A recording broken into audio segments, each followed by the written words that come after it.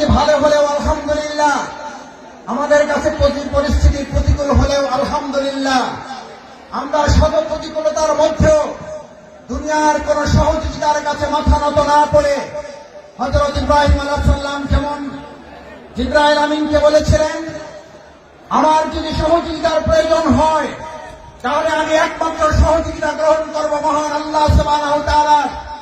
আল্লাহ সুবহানাহু ওয়া তাআলা ছাড়া আমার কারো সহযোগিতার প্রয়োজন নেই। আজ মুসলিয়ানে কেরাম আপনাদের কাছে জানতে চাই, বাংলাদেশকে যদি কোরআনের দেশ করতে হয়, বাংলাদেশকে যদি ইসলামের দেশ করতে হয়, তার জন্য যদি হযরত ইব্রাহিম আলাইহিস সালামের মতো আমাদের ত্যাগ এবং কোরবানির পরীক্ষায় উত্তীর্ণ হতে হয়, আর তার জন্য যদি সেই অগ্নি পরীক্ষায় আমাদেরকে সহযোগিতার জন্য এক আল্লাহ ছাড়া দুনিয়ার আর কাউকে না পাওয়া যায়, তাহলে আজ এই জনসমুদ্রের কাছে জানতে চাই, আমরা এক আল্লাহ ছাড়া আর কারো সাহায্য কি আমাদের দরকার হবে? আমরা কার সাহায্য চাই? কার সাহায্য চাই? একবার সেই আল্লাহকে আমরা ডাক দিতে চাই, আমরা সবাই আল্লাহকে একবার ডাকতে চাই, আল্লাহ আল্লাহ।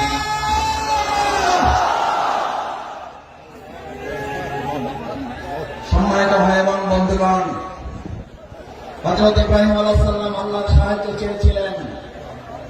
দুনিয়ার কোন মানুষ শুধু নয়, ফেরেশতাগণের সাহায্য তিনি নেননি। যে ইব্রাহিম আলাইহিস সালাম আল্লাহর সাহায্যের ভরসা করেছিলেন, সেই ইব্রাহিম আলাইহিস সালামকে আল্লাহ তাআলা সাহায্য করেছেন না করেন নাই? আগুনের মধ্যে তাকে বাধা রশিটা পর্যন্ত পুড়ে গেছে। হযরত ইব্রাহিম আলাইহিস সালাম আগুনের স্পর্শ করা তো দূরের কথা, হযরত ইব্রাহিম আলাইহিস সালাম সেই সময় ওই সময়টুকু যা তিনি আগুনের মধ্যে অবস্থান করেছিলেন, সেই সময়টুকুকে বলা হয়ে থাকে তিনি তার জীবনের সবচেয়ে সুখী এবং আরামের জীবন যাপন করেছেন। সুতরাং কোরআনের জন্য যারা কথা বলবে, ইসলামের জন্য যারা কথা বলবে, কোরআন বাস্তবায়নের জন্য যারা কাজ করবে, ইসলাম বাস্তবায়নের জন্য যারা কাজ করবে, আজ এখানে আমরা যারা উপস্থিত হয়েছি, আমরা যদি আজ এখান থেকে সিদ্ধান্ত নিতে পারি আমাদের জীবনের সর্বস্বটুকু বিলিয়ে দিয়ে হলেও যে কোরআনের ভালোবাসায় আজ আপনারা এখানে সামিল হয়েছেন, আপনারা কি কোনো ব্যক্তির আহ্বানে ভালোবাসায় এসেছেন নাকি কোরআনের ভালোবাসায় এসেছেন? দেশের ভালোবাসায় এসেছেন?